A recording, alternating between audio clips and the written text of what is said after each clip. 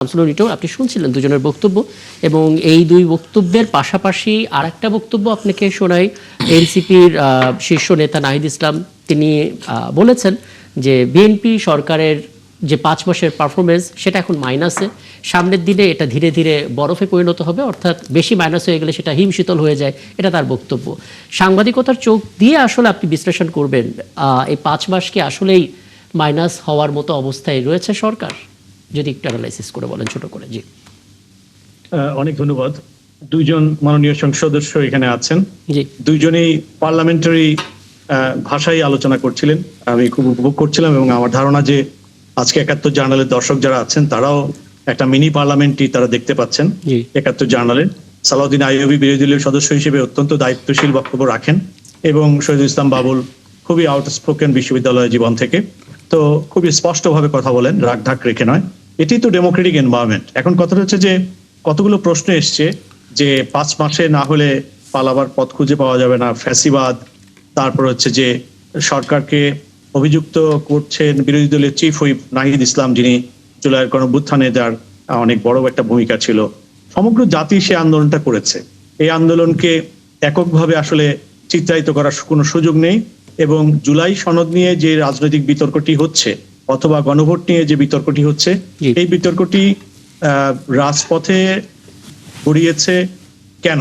সেই গড়িয়েছে এই কারণে যে যেই গণতান্ত্রিক সংস্কৃতির জন্য যেই পরিবর্তনের আকাঙ্ক্ষা নিয়ে যেই বছরের পর বছর মানুষ সংগ্রাম করেছে, তত্ত্বাবধায়ক সরকার বাদ দেওয়ার কারণে বিএনপি দল হিসেবে শত শত কর্মীকে হারিয়েছে, হাজারো কর্মীকে হারিয়েছে, লাখো লাখো মানুষ ভুক্তভোগী হয়েছে। জামাত ইসলামের যে ভুক্তভোগী তার সীমা পরিসীমা, যেমন তার নেতাদেরকে অন্যায়ভাবে জুডিশিয়াল কিলিং এর শিকার হতে হয়েছে, ছাত্রদের যে অপূরণীয় ক্ষতি হয়েছে।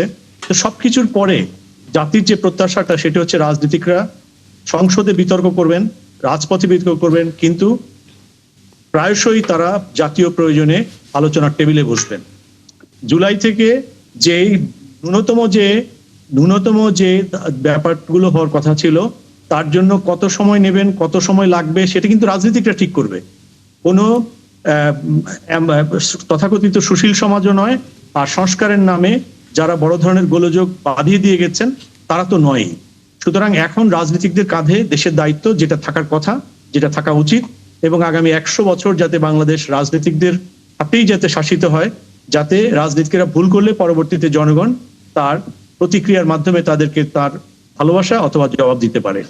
আমি বিশ্বাস করি 2 বছরের মধ্যে এরকম পরিবেশ অনাকাঙ্ক্ষিত, যেখানে একটি বিপুলভাবে নির্বাচিত সরকার এবং বিপুলভাবে নির্বাচিত একটি বিরোধী দল, এই অনাকাঙ্ক্ষিত পরিবেশটা কেন হলো? আমি সেটাই বলছিলাম যে রাজনীতিকরা যে তাদের যে কম্বাইন্ড যে রেসপন্সিবিলিটি, কালেকটিভ যে রেসপন্সিবিলিটি, এটি শুধু সংসদের আসন অথবা তাদের যে বড়ত্ব অথবা ছোটত্ব দিয়ে নয়, এটা একটা বড় ইস্যু।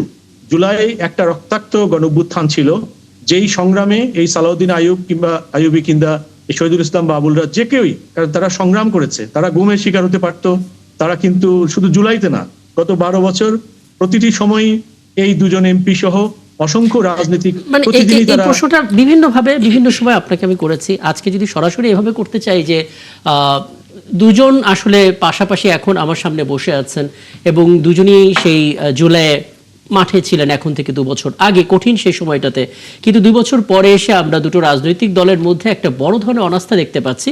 একজন কিছুতেই ভাবছে না যে অপরপক্ষ পুঙ্খানুপুঙ্খ রূপে জুলাই সনদ বাস্তবায়ন করবে, যেখানে বারবার বলা হচ্ছে অক্ষরে অক্ষরে বাস্তবায়ন করা হবে। এই অনাস্থাটা কেন? সরকার বিরোধী দল সবাই তো সেদিন জুলাইয়ের ময়দানে মাঠে ছিলেন, কিন্তু জুলাই ইস্যুতেই তাদের মধ্যে একটা বড় ধরনের অনাস্থা তৈরি হয়েছে। গণভোট কিংবা জুলাই সনদ পুরোটাই কার্যকর হবে, এটা আসলে বিরোধী দল তারা কনভিন্স না যে সরকার এটা করবে, যদিও সরকার বারবার বলছে যে তারা অক্ষরে অক্ষরে পূরণ করবে, কিন্তু এরকম একটা বক্তব্য আছে সরকার ততটাই পূরণ করবে যতটা তারা নোট অফ ডিসেন্ট দিয়েছিল। জি, বিরোধী দল যে বক্তব্যটি দিচ্ছে এটা স্পষ্টভাবে সংসদেও দিয়েছে, বাইরেও দিচ্ছে, এবং এটা তাদের দেওয়ার অবশ্যই সংসদীয় রাজনীতিতে সে অধিকার পুরোটাই সংরক্ষণ করেন।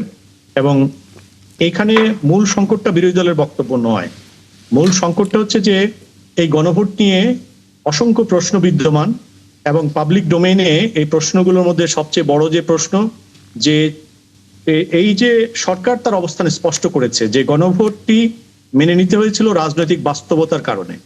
তো রাজনৈতিক বাস্তবতার কারণে অনেক সময় অনেক কিছু মেনে নিতে হয়, এটা পলিটিক্যাল রেটরিক, যদিও মানুষ এখানে অনেক সমালোচনার উপাদান পাবে। কিন্তু একটি রাজনৈতিক দল যে বক্তব্যটি উপস্থাপন করে এবং তার পরবর্তী নির্বাচনে যখন সেই বক্তব্যের উপরে তার যখন বিজয় লাভ হয়, তখন যে নোট অফ ডিসেন্টের প্রেক্ষিতে বিএনপি আজকের যে বিপুল জয়লাভ করেছিল, সেই বিষয়টি কিন্তু বিএনপি তার রাজনৈতিক বক্তব্যের মধ্যে হাজির করছে। অর্থাৎ তাদের বক্তব্যকে জনগণ গ্রহণ করার কারণেই এই আজকে তারা সরকার পরিচালনার দায়িত্ব পেয়েছে এবং জনগণের মতামত প্রতিফলন ঘটানোই হচ্ছে সরকারের মূলত কাজ। এখন প্রশ্ন যেখানে এসছে সেটি হচ্ছে যে তাহলে গণভোটের রায় বাস্তবায়নের কথাটি বিএনপি অথবা এটিকে যে গণপরিষদ করা হলো না, সেই ব্যাপারটি কেন এসছে? সে ব্যাপারটি খুবই স্পষ্ট যে সংশোধন এবং সংস্কারের প্রশ্নে। এই পুরো ব্যাপারটিতে বিএনপির বক্তব্য আগেও স্পষ্ট ছিল, এখনো স্পষ্ট আছে, কিন্তু মাঝখানে দুটো ওয়ার্ড এই গোলযোগটা তৈরি করেছে, সেটা হচ্ছে সংস্কার এবং সংশোধন। সংস্কার প্রশ্নে সরকার কেন সংশোধনে জোর দিচ্ছে সেটির অনেক কারণ থাকতে পারে, কিছু কিছু কারণ সরকার ইতিমধ্যে বলেছে। কিন্তু আমার যেটা মনে হয় যে মূল সংকটটা হচ্ছে যে জুলাইয়ের যে গণভোট এবং জুলাই সনদ নিয়ে বাস্তবায়নের কৌশল, যেটি প্রধানমন্ত্রী বলেছেন জুলাই সনদের প্রতিটি শব্দ বাস্তবায়ন করা হবে, তাহলে সেই ব্যাপারে একটা কনসালটেশন দরকার ছিল, পার্লামেন্টে একটা পূর্ণাঙ্গ একটা অধিবেশন দরকার ছিল হয়তো, যে আগামী 5 বছরের মধ্যে সরকারের এই জুলাই সনদ বাস্তবায়ন এবং এগুলোর যে যে নোট অফ ডিসেন্ট গুলো আছে এগুলোকে জাতিকে স্পষ্ট করা। আর বিরোধী দল যদি সরকারের কাছে সন্তোষজনক রাজনীতি উপহার দেবে, তাহলে তো বিরোধী দলের আর কোনো অস্তিত্বও থাকে না। সুতরাং বিরোধী দল এখানে গণভোট প্রশ্নে যে অক্ষরে অক্ষরে বাস্তবায়নের যে ব্যাপারটি আনছে, এটি রাজনৈতিকভাবে খুবই তাৎপর্যপূর্ণ, কারণ তাকে তো আগামীবার ক্ষমতায় যাওয়ার জন্য লড়াই করতে হবে। ঠিক আছে, আমি আপনার বক্তব্য স্পষ্ট। আমি এরপরে যখন আপনার কাছে আসবো তখন একটু জানার চেষ্টা করব। সরকার বলছে জুলাই সনদের বিষয়টা অক্ষরে অক্ষরে বাস্তবায়ন করবে, আবার আমরা জানি গণভোট এবং জুলাই সনদ হাইলি কানেক্টেড, এবং সেখানে গণভোটে 4টা প্রশ্নের মধ্যে 3টা প্রশ্নে বিএনপি একমত, বাকিটা একমত না, অর্থাৎ একটা প্রশ্নে একমত না। এই যখন মুখোমুখি অবস্থা, তখন আসলে আমরা কোন কনফিডেন্সে বলছি যে অক্ষর অক্ষরে পালন হবে, সেটা একটু জানার চেষ্টা করবো আপনার কাছে।